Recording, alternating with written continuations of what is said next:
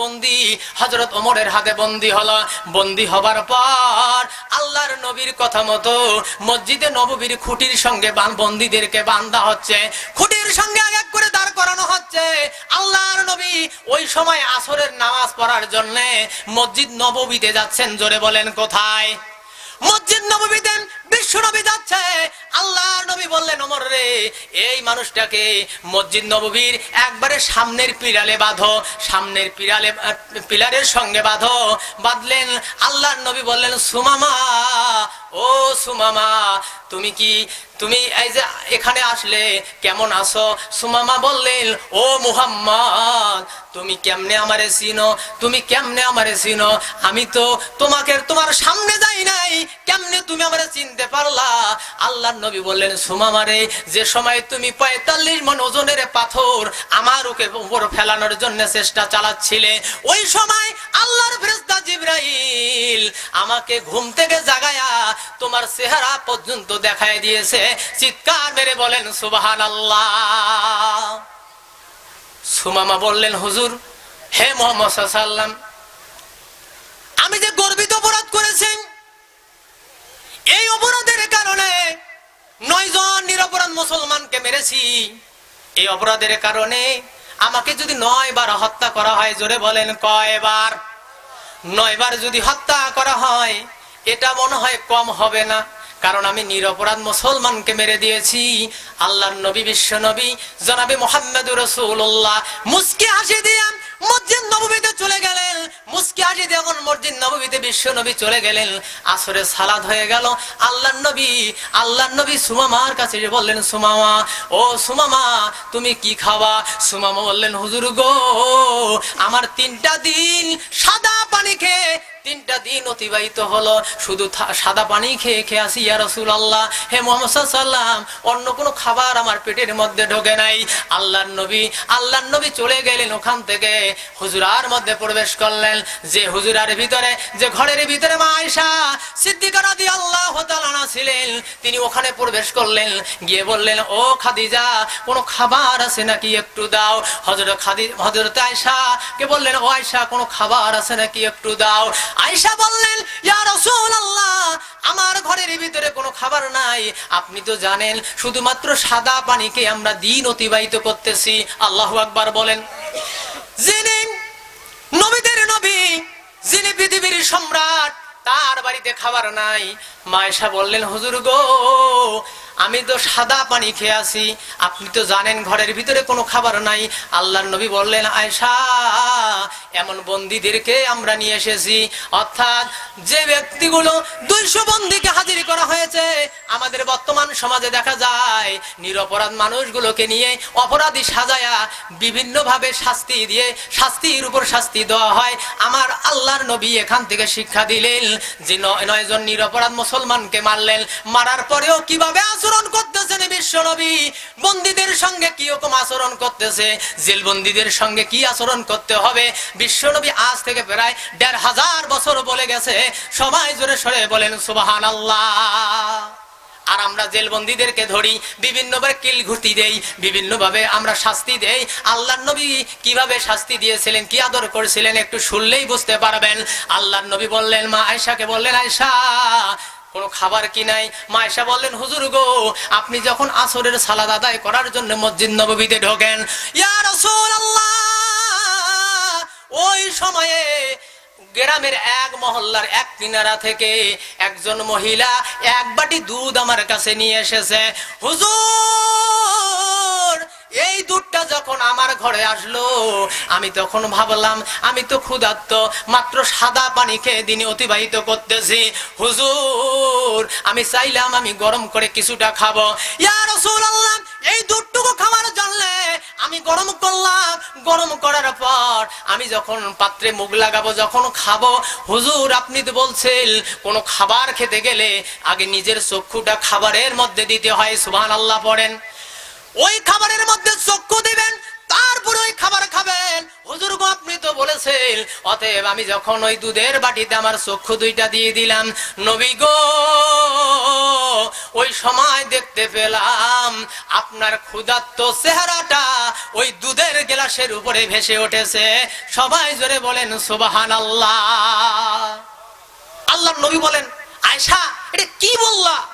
বললো, হুজুর এটাই তো দেখলাম, এটাই তো হইল ঘটনা। একবার নয়, দুইবার নয়, প্রায় তিনবার এরকম দৃশ্য যখন আমি ওই দুধের বাটির মধ্যে দেখলাম, আপনার শুকনা ঠোঁটটা ভেসে উঠেছে। তার মানে ভাবলাম আমার চাইতে আপনি বড় ক্ষুধার্ত, এই জন্য দুধের বাটি আমি রেখে দিয়েছি, খাই নাই। ওই যে দেখেন কন্যারে দুধের বাটি বসানো, হুজুর এটা আপনি নিয়ে যান। সুবহানাল্লাহ পড়ি। আল্লাহর নবী দুধের বাটিটা হাতের মধ্যে নিয়ে চলে গেলেন। নয় হত্যা মামলার আসামি সুমামা, যিনি মসজিদে নববীর সামনের পিলারে যাকে বাঁধানো হয়েছে। আল্লাহর নবী বললেন, ও ওমর এই লোকটাকে তুমি কি চেনো?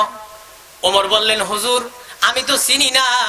আল্লাহর নবী বলেন, ওমর রে এই লোকটা হলো সেই লোক, এই লোকটা হলো বাহরাইনের প্রেসিডেন্ট, যিনি আমাদের নিরপরাধ আমাকে হত্যা করতে না পেরে নিরপরাধ 9 জন মুসলমানদেরকে মেরে দিয়া বাহরাইন চলে গিয়েছিল।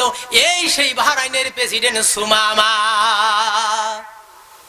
হযরত ওমর এই কথা যখন শুনলেন, শোনার সাথে সাথে লাঙ্গা তরবারিটা খোলস থেকে বের করলেন। বললেন, হুজুর গো জীবনে অনেক কাজ করেছি আপনার অনুমতি নিয়া, আজকে আপনার কোনো অনুমতি নেব না, আপনি নিষেধ করবেন না, এই গাধাকে দুনিয়ার জমিন থেকে বিদায় করে দেব। আল্লাহর নবী বললেন, ওমর রে সব কাজ করেছো আমার হুকুম নিয়া, তবে আমি নবী তোমাকে কোনো হুকুম দিচ্ছি না, তবে নিষেধ করতেছি সুমামার কাছে তুমি যেও না। সুবহানাল্লাহ পড়ি। আল্লাহর নবী বললেন, সুমামার কাছে যেও না ওমর। আল্লাহর নবী দুধের বাটি নিয়ে বললেন, সুমামারে তোমার জন্য মূল্যবান একটা সম্পদ নিয়ে আমি এসেছি। সুমামা বলতেছে, ও মুহাম্মদ কি এমন দামি জিনিস নিয়ে আসলা? নবী বললেন, সুমামারে এমন একটা দামি জিনিস তোমার কাছে নিয়ে এসেছি, এটার নাম হলো দুধ। সুবহানাল্লাহ পড়ি। দুধ নিয়ে এসেছি সুমামা, তোমার জন্য এই দুধ নিয়ে এসেছি, খাও।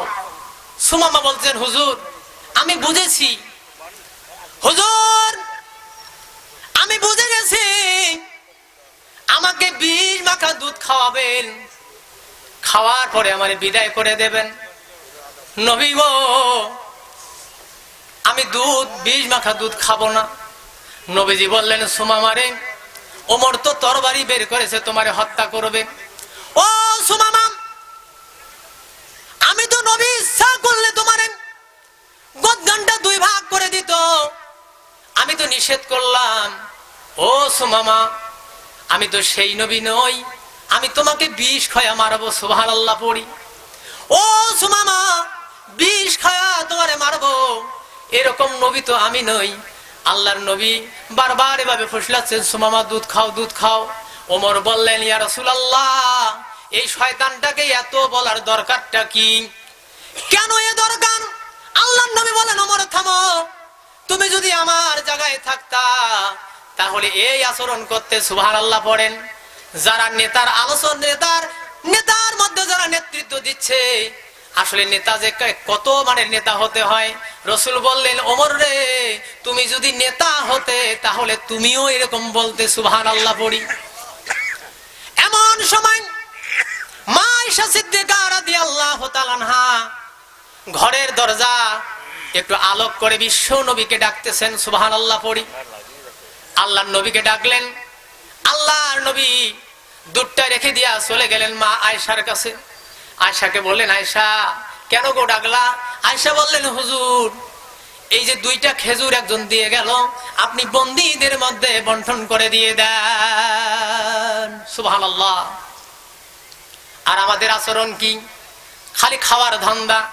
হায় রে গরিবের হক মেরে দিয়া আজকে যারা বিদেশে পাড়ি জমিয়েছে, তারা যদি হাজিও হয় তাদের জীবন অনুপাতে যদি তারা প্রত্যেক বছর হজ করে, আজকের এই 5 পীর ডাঙ্গা পাড়ায় আমি বলে গেলাম কিয়ামতের ময়দানে যতগুলা নেকি তারা কামাই করেছে, কিয়ামতের ময়দানে প্রত্যেকটা নেকি বিলিয়ে দিয়ে আসতে হবে।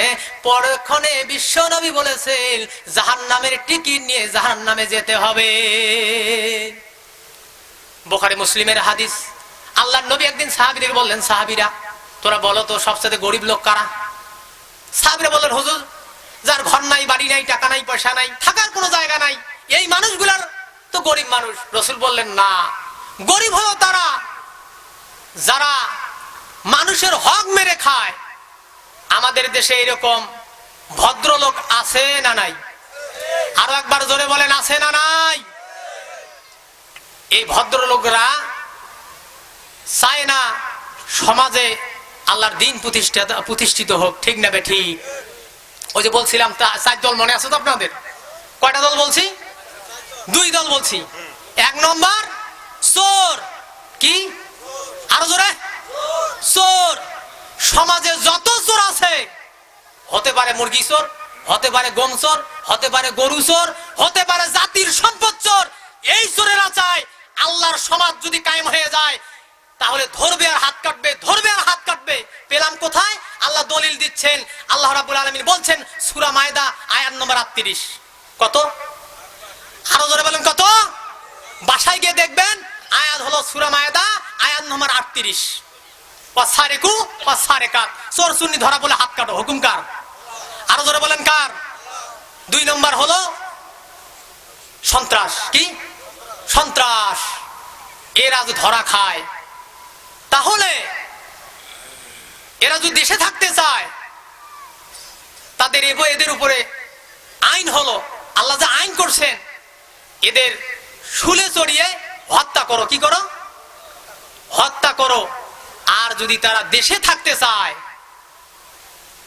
তাহলে ডান পা বাম হাত গোড়া থেকে কেটে দাও। হুকুম ধরে বলেন তো কার? সমস্ত সন্ত্রাস যারা করে বেড়ায়, এরা চায় আল্লাহর এই জমিনে যেন কোরআন প্রতিষ্ঠিত না হয়। এই জন্য সন্ত্রাসী যারা সন্ত্রাস করে বেড়ায়, এরা কোরআনের বিদ্যাচরণ করে। কথা বলেন ঠিক না বেঠিক? 3 নম্বর দলটার নাম বলবো। 3 নম্বর দলটার নাম হলো খোর। কি? আরো জোরে বলেন, আর সবাই শুনুক। খোর হতে পারে মদখোর, হতে পারে ইয়াবাখোর, হতে পারে গাঞ্জাখোর, হতে পারে বাবাখোর, হতে পারে হিরোইনখোর, হতে পারে গুলখোর, হতে পারে বিড়িখোর। এই খোরেরা চায় আল্লাহর কোরআন যেন এই সমাজে প্রতিষ্ঠিত না হয়। এই জন্য এই খোরেরা আল্লাহর এই কোরআনের বিদ্যাচরণ করে। কথা বলেন ঠিক না বেঠিক? আল্লাহ রাব্বুল আলামিন বলছেন, ইন্নামাল খামরু ওয়াল মাইসিরু ওয়াল আনসাবু ওয়াল আযলামু রিসসুম মিন আমালিশ শায়াতান। আল্লাহু আকবার। আল্লাহ বললেন, মদ খাওয়া, জুয়া খেলা, মূর্তি বানানো, বাপের মূর্তি, দাদার মূর্তি। আমার ঢাকা সিটিতে আমি আমার এই বয়সে প্রায় 12 বার গেলাম। কয়বার? 12 বার। আমি ঢাকা সিটিতে দেখেছি মোড়ে মোড়ে মূর্তি। আচ্ছা, 1 হাতা, 2 হাতা, 5 হাতা, 10 হাতা, 15 হাতা, 25 হাতা। আমার বাড়ি তো পূর্ব হাসিমপুর। এই যে পাখারাটের পূর্ব পাশে একটা কি কালী মন্দির, একবার শুনলাম 13 হাতা না 14 হাতা। আরে হিন্দুরা কয় হাতা বানায় বানাক, কিন্তু দেখা যায় মুসলমানের বেটাও 5 হাতা, 2 হাতা, 1 হাতা বানায় কি বানায় না। আল্লাহ বলছেন, মদ খাওয়া, জুয়া খেলা, মূর্তি বানা, লটারি খেলা, এই কাজগুলো হলো শয়তানের কাজ। কার কাজ? আরো জোরে বলেন কার কাজ? হয়তো বলবেন হুজুর মনে বানিয়ে বললেন নাকি। সূরা মায়দা আয়াত নম্বর 90। কয়? সূরা মায়দা আয়াত নম্বর 90। বাড়িতে গিয়ে দেখবেন কোরআন খুলে। আল্লাহ বলছেন এই কাজগুলো যারা করে তারা শয়তান, অর্থাৎ তারা শয়তানি কর্মকাণ্ড করে। এই লোকগুলোই হলো শয়তান। নাউজুবিল্লাহ পড়েন। অর্থাৎ এই লোকগুলো চায় কোরআনের সমাজ প্রতিষ্ঠিত না হোক। 4 নম্বর দল হলাম জেনাখোর। কি খোর? জেনাখোর। তারা চায় না যদি কোরআনের সমাজ কায়েম হয়ে যায়, তাহলে তাদের 35 নাইট হবে না, তাদের আনন্দ হবে না, নাচানাচি করা হবে না, নেককার অনুষ্ঠান করা হবে না। এই জন্য যারা জেনাখোর, এই খোরেরা কোরআনের বিদ্যাচারণ করে, অথচ এই জেনাকারীদের ব্যাপারে আল্লাহ এমন একটা আইন করেছে, জেনাকার যদি ধরা পড়ে, আমার আল্লাহ বলছে, তাহলে সূরা নূরের 2 নম্বর আয়াত আল্লাহ বলছেন আয-যানিয়াতু ওয়াজ-যানি, আল্লাহ বলছেন যদি জেনাখোর ধরা পড়ে তাহলে তাদের 100 বেদা আঘাত করো। কয় আঘাত? 100 বেদাঘাত করো। হযরত ওমর রাদিয়াল্লাহু তাআলা আনহুর ছেলে আবু শামা, হযরত ওমর একদিন দুপুরের খাওয়া খাচ্ছিলেন, এমন সময় একজন মহিলা এসে ওমরকে বললেন, আমিরুল মুমিনিন, আমি আপনার কাছে একটা বিচার নিয়ে আসলাম, মেহেরবানি করে আমার বিচার করুন। হযরত ওমর বললেন, মা কেমন বিচার নিয়ে এসেছো? মহিলা বললেন, ইয়া আমিরুল মুমিনিন, বিচার হলো আমার মেয়ের সঙ্গে রেপ করা হয়েছে, জেনা করা হয়েছে। হযরত ওমর বললেন, কে কাজটা করলো? আমি রানিং খলিফা, অথচ এই কাজটা কে ঘটালো? মহিলা বললেন, ইয়া আমিরুল মুমিনিন, দেশের কোন জনগণ করে নাই, বরং আপনার সন্তান আবু শামা এই কাজটা করেছে। চৌকিদারের বেটাও যদি এই কাজ করে, তাদের সামনে যাওয়া যায় না। আমার ভাইরাম, এই কোরআনের কথা, এই হক কথাগুলো বলার অপরাধে আমাকে জেলখানায় যেতে হয়েছিল। শুধু জেলখানায় নিয়ে আমার ক্ষান্ত করে নাই, আমাকে আমার দাড়ি পর্যন্ত ক্রিম সেভ করে দেওয়া হয়েছিল। আপনারা সবাই জানেন, এই যে আমাদের খানসামা থানায় একজন ভবানী নামে দারগা ছিল, চেনেন তো? আপনার নাম শুনছেন? এই ভবানী বেটা 5,000 টাকার লোভে পড়ে, এই যে হক কথা বলি, আগামী আওয়ামী লীগের কীর্তি সন্তান আজকে নেককার সন্তানে পরিণত হয়েছে, বাড়িতে থাকার ঠাঁই নাই। আমার ভাইরা, আমাকে বলা হয়েছে আমার বাড়িতে আমি নাকি বোম বানাই। ভবানীকে বলা হয়েছিল যে উনি হুজুর বোম বানায়, কামিল পরে ওয়াজ করে বেড়ায়, ইমামতি করে। এই ভবানী বেটা তদন্ত না করে বাড়ি থেকে নিয়ে আসলো। পরে 7টা মাহফিল শুরু করতে পারি নাই, বাড়িতে বলে গেলাম সবাইকে বলবেন হুজুরকে ধরে নিয়ে গেছে। পরে বছর গিয়ে ওই সভাগুলো আমি করছি। আমি ওই বেটাকে বলছিলাম, ভবানীদার আমাকে বলছে, ওই তোর নেতাকে, আমাকে বলছে, ওই তোর নেতাকে? বলে আমার নেতা বিশ্ব নবী মুহাম্মদুর রাসূলুল্লাহ সাল্লাল্লাহু আলাইহি সাল্লাম। উনি আরেকজনকে বলছে, এ কয় কি? আমাদের পাশে আতারু মৌলানা, আমার ওস্তাদ, আমি যখন মাদারডাঙ্গা শেলফে ফাজিল মাদ্রাসায় লেখাপড়া করি, আমাকে বলছে, ওই তোর নেতা আতারু মৌলানা নয়? বলছে উনি আমার ওস্তাদ, উনি আমার ওস্তাদ। তখন আমাকে বলা হলো যে আপনি একটা কাজ করেন, 35,000 টাকা দেন। বলছে আমি চোর না ডাকাত, আপনাকে 35,000 টাকা দেবো মানে? আমি চাইরে না দেবো না, আমি কোরআনের ওই হক কথা বলার অপরাধে যদি আমাকে ফাঁসিও দেওয়া হয় আমি মরতে রাজি আছি। জেলখানায় প্রায় 5 দিন পরে বের হয়েছি। আমি ওই সময় বলছিলাম যে আপনি আমাকে নিরপরাধ মানুষকে অপরাধী সাজায়া জেলখানা পর্যন্ত নিয়ে গেলেন, আপনাকে আমি অভিশাপ দিচ্ছি, আল্লাহ যেন অল্প কিছুদিনের মধ্যে আপনাকে যেন এই দুনিয়ার আলো আপনার অন্ধকার যেন নেমে আসে, আল্লাহ যেন আপনার চোখ বন্ধ করে দিয়ে দেয়। 3 মাসে 3 বছরের মাথায় এই নেককারজনক ব্যক্তির মৃত্যু হয়েছে। অতএব দেখেন, আল্লাহ একজন আছে। অতএব আমাদেরকে আল্লাহর কাছে সব অভিযোগ দিতে হবে। যিনি আমাদের বিচার করবেন তিনি কে? আরো ধরে বলেন কে? অতএব আমরা পাপী, আমরা গুনাহগার। শুরুতে বলছিলাম আল্লাহ পাক জান্নাতীদেরকে ৭০টা হুর দেবে। কয়টা? আরো ধরে বলেন কয়টা? এই ৭০টা হুর আল্লাহ দেবেন, কিন্তু হুরদের সঙ্গে আল্লাহ বিয়ে দেবেন। আর বিয়ে দিতে গেলে আমাদের টাকা লাগবে, তার মানে মোহরানা লাগবে। ওই সময় হুরেরা বলবেন, আল্লাহ, ও আমার আল্লাহ, আমরা তো দীর্ঘদিন ধরে, অনন্তকাল ধরে আমরা তাদের সাথে থাকবো। ও দয়াবান আল্লাহ, তারা দুনিয়াতে ছিল, তাদের বিয়ে করেছিল, বিয়ে করার পর তাদের সঙ্গে বিয়ে হয়েছে, তাদের নেকার সময় মোহরনা দেওয়া হয়েছিল, কিন্তু তারা তো দুনিয়া থেকে বিদায় নিয়ে আজকে চলে এসেছে। আল্লাহ তুমি তো ও আমার আল্লাহ আজকে আমাদেরকে তার জন্য ওপেন করে দিলে। ও দয়াবান আল্লাহ, দীর্ঘদিন ধরে আমরা তার সঙ্গে থাকবো, কিন্তু থাকার পর একটা তো নীতিমালার দরকার আছে। আমরা কি তাদের সঙ্গে সংসার করব, তা থাকবো, এমন কোনো প্রতিশ্রুতি নাই, এমন কি কোনো লিখিত নীতিমালা নাই, এমন কি আমরা বিনিময় পাবো না। ওই সময় আমার আল্লাহ জানতে বললেন, হুরেরা রে, চিন্তা করো না, চিন্তা করো না, ওরা তোমাদেরকে যে জিনিসটা দিয়ে মোহর দেবে ওটার বন্দোবস্ত আমি আল্লাহ করে দেব। চিৎকার মেরে বলেন সুবহানাল্লাহ। শুনবেন তো ইনশাআল্লাহ। বলবো যে আমলটার কথা, ওই যে মহিলা মনে আছে 3টা গর্ভিত অপরাধ করেছে, যার কারণে আল্লাহর নবী মুসা বললেন আল্লাহ মাফ করবে না। আল্লাহ কি বললেন মুসাকে, মুসা রে, গর্বিত অপরাধ আমি আল্লাহ ক্ষমা করব, এমন একটা গর্বিত অপরাধ আছে যেটা আমি আল্লাহ মাফ করি না। চিৎকার মেরে বলেন সুবহানাল্লাহ।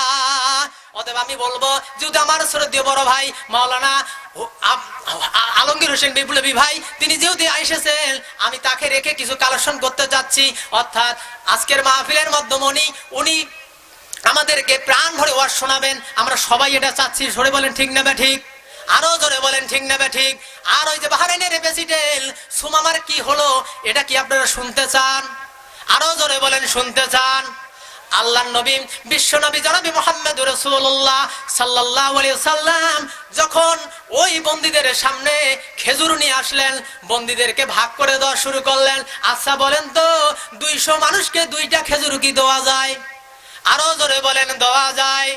আল্লাহর নবী 2টা খেজুর হাতে নিয়ে বন্দীদেরকে কিভাবে দিলেন, আল্লাহর নবী কিভাবে বন্টন করলেন দুধ। আল্লাহর নবী সুমামাকে বারবার বলতেছেন, সুমামা রে, ও সুমামা, আমি নবী তোমাকে বলছি, আমি নবী কোনোদিন মিথ্যা কথা বলি না, আমি নবী কোনোদিন মিথ্যা কথা বলি না। ও সুমামা, এই দুধের মধ্যে কোনো ভেজাল নাই, এই দুধের মধ্যে কোনো বিষ নাই, ও সুমামা তুমি খাও। হযরত সুমামা ওই সময় বিশ্ব নবীকে বললেন, হুজুর গো, এই অবস্থায় আমি তো এখন মুনাফিক, আমি তো এখন ইহুদি, নবী গো, আমি যদি ইসলাম গ্রহণ করে নেই, আমি যে কলেমা তাইবা পড়ে নেই, নবী গো, আমার জন্য কি সুসংবাদ। আল্লাহর নবী বলেন, সুমামা রে, আগে দুধ খাও। আল্লাহর নবী দুধ খাওয়ালেন। দুধ যখন পেটের ভিতরে চলে গেল, সুমামা বললেন, হুজুর গো, আবু জেহেল আমারে বিভিন্ন ভাবে বুঝাইছে। আবু জেহেল বলছিল তুমি খারাপ লোক, কিন্তু ও মুহাম্মদ আমি দেখলাম তুমি ভালো লোক। সুবহানাল্লাহ পড়েন। কারণ আল্লাহর এই জমিনে আমরা যারা আলেম আছি, এক শ্রেণীর মানুষ তারা বাঁকা চোখে দেখে। আলেমরা হলো আল্লাহ রাব্বুল আলামিনের নবী মুহাম্মদ রাসূলুল্লাহ সাল্লাল্লাহু আলাইহি সাল্লামের ওয়ারিস। জোরে বলেন ঠিক না ঠিক? কিন্তু আলেমদের মধ্যে কুলঙ্গার আলেম আছে না নাই? এমন কতিপয় আলেম আছে যারা উলামা লীগের সভাপতিও হয়, আছে না নাই? তারা চেয়ার ঠিক রাখার জন্য, চাকরি ঠেকানোর জন্য আলেম ওলামা হওয়ার পরেও তারা কি করে ওলামা লীগের সভাপতি। আস্তাগফিরুল্লাহ, নাউযুবিল্লাহ। এরকম কত আলেম আছে না নাই? দেখলাম কত সুফি আলেমের রূপে পীরের দলে ভুলে যায় হালাল হারাম হাদিয়ার অবস্থা পেলে। ঠিক না ঠিক? দেখলাম কত সুফি আলেমের রূপে পীরের দলে ভুলে যায় হালাল হারাম হাদিয়ার অবস্থা পেলে। অর্থ নামের এই যে দানব খাচ্ছে তারা আস্ত গিলে, ক্ষমতার চেয়ার পেলে চলে তারা হেলে ডুলে, নীতি আর আদর্শকে রাখে তারা শিকায় তুলে। ঠিক না ঠিক? অতএব আসেন, আমরা যা বললাম শুনলাম, আল্লাহ যেন আমল করার তৌফিক দান করেন। সবাই বলি আল্লাহুম্মা আমিন। অতএব আসেন, আমি যাচ্ছি আজকের এই মাহফিলে। যেহেতু আজকের এই মাদ্রাসা আমাদের যে মাদ্রাসায় দান করলে পরে আল্লাহ রাব্বুল আলামিন আমাদেরকে পরকালে আমার আল্লাহ ধরিয়ে দেবেন। হাদিসে এসেছে কিয়ামতের ময়দানে আল্লাহ রাব্বুল আলামিন গোলামকে ডাকবেন, গোলাম এদিকে আয়। আসবে গোলাম, আসা পরে বলবেন, এ গোলাম দেখ, এই যে তোর এইগুলো আমলনামা, এই যে দেখ। আল্লাহর বান্দা বলবেন, আল্লাহ এই যে 1 টাকা দিলাম, এই টাকার কারণে আমি তো 1 টাকা দিয়েছি, এত বড় দান তো করি নাই। আল্লাহ বলবেন, গোলাম দেখ, শোন, তুই যে 1 টাকা দিয়েছিস, আমি আল্লাহ তাআলা লালন পালন করে ওই পালকে আমি আল্লাহ তাআলা উহুদ পাহাড় পরিমাণ করে তুলেছি। সুবহানাল্লাহ পড়েন। আজকে 1 টাকা, 2 টাকা, 5 টাকা, 10 টাকা, 5,000, 10,000, 15,000, 20,000, 50,000 যে যত পারবেন মেহেরবানি করে আজকের এই কোরআনের বাগানে, আজকের এই মাদ্রাসায় আপনার মুক্ত হস্তে দান করে যাবেন। যেই দানের কারণে আমাদের আমল কম, এই পুঁজি কম, কিয়ামতের ময়দানে এইটাই যেন আমাদের নাজাতের ওসিলা হয়। সবাই বলেন আল্লাহুম্মা আমিন। আর একবার জোরে বলে আল্লাহুম্মা আমিন। অতএব আমাদের প্রধান অতিথি থেকে শুরু করি নাকি? উনি ব্যস্ত মানুষ, আর ওনার এলাকায় কিন্তু আমি ইমামতি করি। তো আমার খুব প্রিয় মানুষ